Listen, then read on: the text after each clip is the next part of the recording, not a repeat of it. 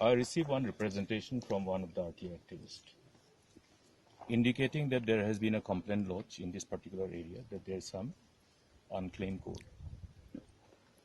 And accordingly, direction has been given to verify, inquire upon, and submit a report. And again, indicate the quantity of the coal. Now, in the report, it indicated 1,41,000 metric ton. So, going by this figure, which is available from the government document, which is in the process, it definitely needed certain attention from all of us who are concerned for the state. The issue of illegal coal mining and illegal transportation of coal has been on for quite some time. And therefore, as responsible leaders, in order to protect the interests of the state, we must respond to our call of duty. Now, if we go by what is happening across the state is that there is a well-scripted modus operandi. And I can understand that the officers are working under pressure. It's a question of going deep into the as to who are those masterminds. It can be considered as more or less like a criminal conspiracy. You know what is criminal conspiracy as per law? When more than two people are involved in plotting or conspiring anything criminal or anything illegal. Here, there's an involvement of too many people, otherwise you have seen the scale, the area, and we also saw certain activity happening when we went to the last lot. And we have completed, in fact, the JMO is counting the lots. Each of the stacks are, as you can see, they indicate, one load coming from these siding vehicles which they use, four-wheelers, maybe dumpers. So total that has been counted, we are almost half done now. It is 300 plus now, 300 plus vehicle. Say 350 or even 400. Approximately in this whole area, if there are 1,000 truckloads which have been dumped here, 1,000 into 10 will be 10,000. 1,000 into 15 will be 15,000. You go on multiplier effect. If it is 2,000, then it will be 20,000 or 30,000. If it is 3,000, then it will be 45,000. So that's also quite interesting. That means the number has been predetermined. Even the number, this is ongoing process. You can see some of the lots are freshly dumped. But this report is of June 23rd. You don't see these coals which have been dumped here to have been dumped in the month of June. It is not. Yes. It's fresh. That means this 23rd June's report, by then probably it must have been just 10% of what is visible before us. It's a continuous process. That's why I have decided to come here. It's something like getting caught while in the act, getting caught in the act. The whole process of official work is on. As I have said, well scripted modus operandi. Now, why this is happening? Number one, on the 3rd July last year, the Honorable Supreme Court has already given its verdict, judgment. Now, what is the order? What is the operational part? Operational part, besides asking the government to ensure that legal mining, which is completely scientific, in conformity with the statutory laws in respect of environment, safety, and health, should be started, and that cannot be stopped. That is the operational part. And another operational part is that all those coal which has been submitted as part of the inventory by the state government itself, 32 lakh metric ton of extracted coal as indicated by the government across different districts of the state, which was claimed to be lying. And based on that, Honorable Supreme Court has, in its order, directed that all these coal should be disposed of through auctioning by engaging Coal India Limited. Why is this delay? Now everybody is asking, why is this delay? Yesterday I had met a delegation of miners who have come and sought an audience with me from West Khasias. And they are asking the same question. I think they gave a press briefing yesterday in Nostine, I am told. They are asking the same question. Now, is it the 32 lakh metric ton which was submitted in its inventory before the Honorable Supreme Court? Delay, and engage in this kind of corrupt practice. There are two things that's happening. One is continuation of illegal mining.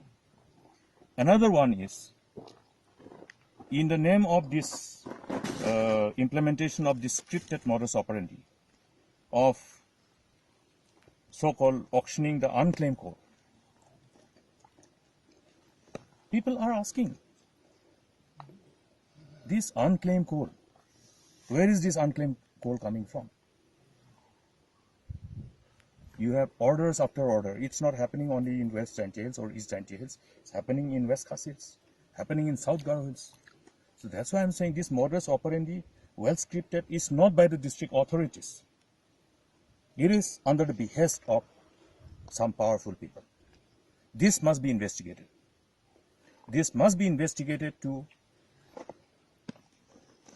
defend the state from all the infamous, distasteful narratives that's circulating across the region, across the nation, against our state. We have built this state. And please understand one thing. Unless legal mining starts early, the state is going to have serious problem. The state's resources depend on the limited tax which is realized from the state itself. I have gone through all this process of running the government and looking at scarce resources which is available. Now what is happening? This present government forget about releasing the royalty share to the respective autonomous district councils, resulting in autonomous district council not being able to pay their salaries to the employees. If you see the condition of the family members of the employees, I know as human, probably you won't be able to just keep quiet. Then another part, salary of the government employees. Are they paying full? Are they paying full? Deferment of payment. That means in Bengali they call it baki, credit. Now will they get away without paying the salary of the government employees? First month, second month, third month, 30%, 30%. 3 months में 90% होता है. In 3 months, 30% of the salary which is retained by the government in the name of deferment of their payment. So the accumulated lot, 3 months, 4 months, 5 months, 6 months, now how many months? How do they convince the people of the state that after 9 months they will have enough money to pay this credit? Do you think the government employees will not be required to be paid? For whom are they accumulating this credit? Now why is this credit? Why is this deferment of payment? Why is the non-payment of the 30% of the areas to the government employees? Forget about other job opportunities which is required to be created for our young job aspirants. Now, state is in such kind of situation. We are talking about district council not being able to pay salary. Is the state government being able to pay the salary? If they are not paying 30%, that means they are not being able to pay salary. It's a tip of iceberg. That means you are seeing warning signals.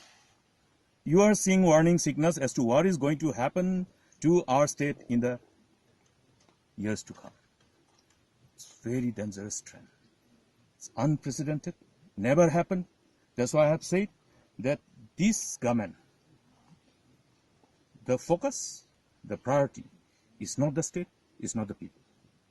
These activities speak, for themselves. The four people who are linked with coal mining, they want coal mining, legal coal mining. They were happy. I remember Chief Minister going to South Garo Hills and West Khas Hills, having mega reception program by telling people, look, following the judgment of the Honorable Supreme Court, what is happening now? Why are they fooling the people? Why haven't they completed the whole process of auctioning by Coal India Limited? I have to ask Coal India Limited also, and we will have to put pressure on Honorable NGT as well. Because so long you delay, these illegalities will go on. They're making mockery of the law. And it's questionable. Can the order of the Honorable Supreme Court, which was passed on the 3rd of July, can be kept hanging? Doesn't it amount to contempt of court? Now please remember one thing, that from coal mining, the government used to realize royalty. Out of this royalty, the government also released a share of the respective autonomous district council. That takes care of their resource requirement. We also get taxes. Earlier it was value-added tax, CST, now GST. Then when coal mining activities happen, you see lots of vehicle moving, resultant sale of POL, resultant sale of motor spare parts. So the resultant realization of tax, legal tax, which is coming to the state exchequer. You have people in, having money in their hand. They start buying cars, they start buying vehicles, bikes, constructing houses, generates lots of revenue for the government. That's how the government has been realizing this substantial revenue from mining activities, and we have been able to have certain amount of progress. And that is the money we use to pay a salary, to take care of our developmental needs as per the aspirations of the people.